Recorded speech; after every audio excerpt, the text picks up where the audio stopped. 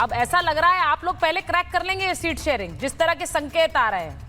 अब ये भी एक तरह का अचीवमेंट ही है जिस तरह के हालात चल रहे हैं उसमें। सबसे पहले तो सुचारिता जी, आज मैं ये थाल लेकर बैठा हूं, आपको दिखाई दे रहा है? ये थाली दिख रही है? जी बिल्कुल दिख रहा है। ये इसलिए क्योंकि राहुल जी का देश में आगमन हो चुका है।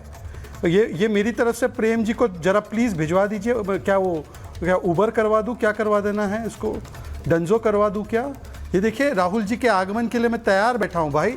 देश में फिर से राहुल जी आ गए। वैसे विदेशी रहते हैं वो, पर राहुल जी आ गए। बगोटा छोड़कर बिहार में फाइनली आ गए हैं। तो पहले तो राहुल जी का मैं तहे दिल से स्वागत करता हूं कि ही इज बैक, और अब तो जीत की गारंटी तय है। वैसे हमको उनकी जरूरत नहीं थी, पर वो जीत की गारंटी है हमारी। तो मैं उनका फिर से स्वागत करता हूं। राहुल जी देश आए वापस। उनके वैसे भी वोट चोरी के जो भी आरोप थे उसकी हवा निकल गई।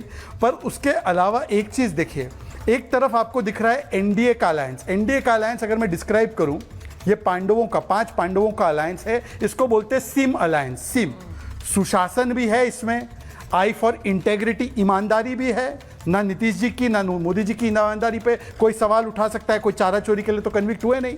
और एम से महिला सशक्तिकरण वाला अलायंस है। और दूसरी तरफ कौन सा अलायंस है? डिम। डिम मतलब डी फॉर डायनेस्टी भी है, आई फॉर इन फाइटिंग। ये कभी कांग्रेस और आरजेडी का चक्कर चलता है। कभी कांग्रेस बोलती है कि तेजस्वी को हम चेहरे के रूप में घोषित नहीं कर सकते।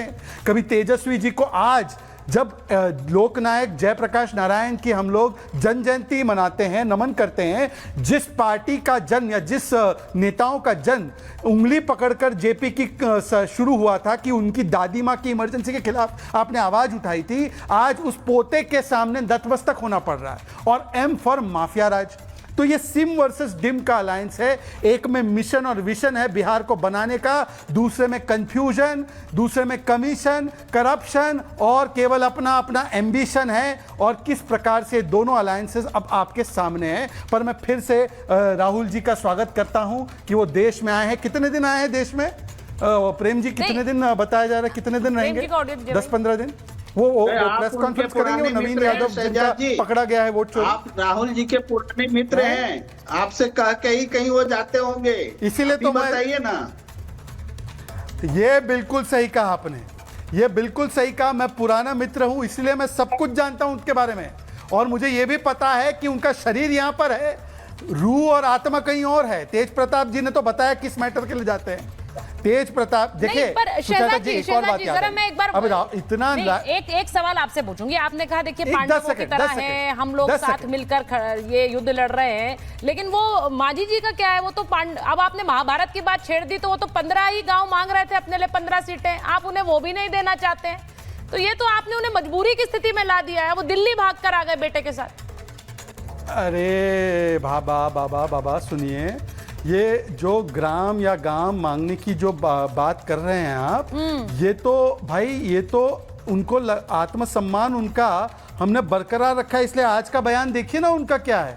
उनकी पार्टी का अधिकृत बयान आ चुका है कि जो भी हो रहा है मैं उससे संतुष्ट हूं। नहीं, वो बयान भी उन्हीं का था भाई। हर घटक दल, नहीं, एक्स पर उनका पोस्ट भी उन्हीं का था। शहजाद जी, अब ये तो लोग कह रहे हैं कि थोड़ी आर्म ट्विस्टिंग है, वो क्या करें? अब आप लोगों ने उन्हें जितनी दे दी उतनी दे दी। सुचारिता, क्या उनके पास ऑप्शन है? सुचारिता सुचारिता जी, आप मुझसे ज्यादा महाभारत के बारे में, आपके तो शो का नाम महाभारत है, आप मुझसे ज्यादा जानती है कि 5 ग्राम की मांग श्री कृष्ण ने ही रखी थी। तो आप तो आज, अच्छा मैं तो किसी की भगवान से तुलना नहीं करता, पर कृष्ण जी तो पांडव के साथ ही थे।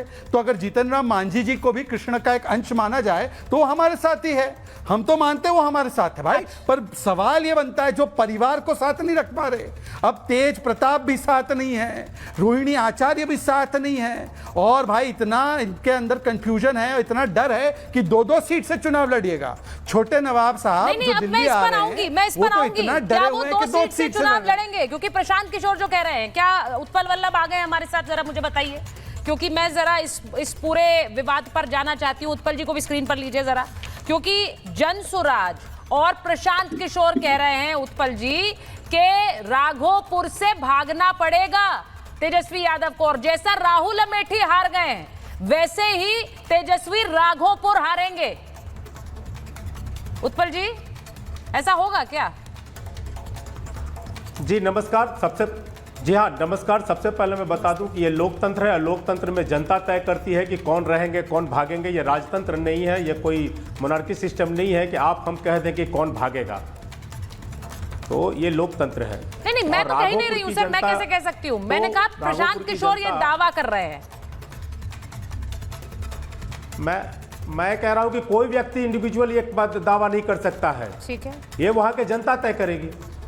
नहीं तो दावे तो आप भी कर रहे हैं कि हम चुनाव जीत रहे हैं। किशोर जी से ज्यादा समय से और लगातार तो दावे तो हर कोई कर रहा है कि हम जीतेंगे, हम इतनी सीटें लाएंगे, तो फिर वो दावे धराशायी। आपके भी दावों को दावा ही मानूं? लेकिन नहीं देखिए दावे तो सब लोग कर रहे हैं, आप कह रहे हैं, लेकिन दावा का आधार भी तो है।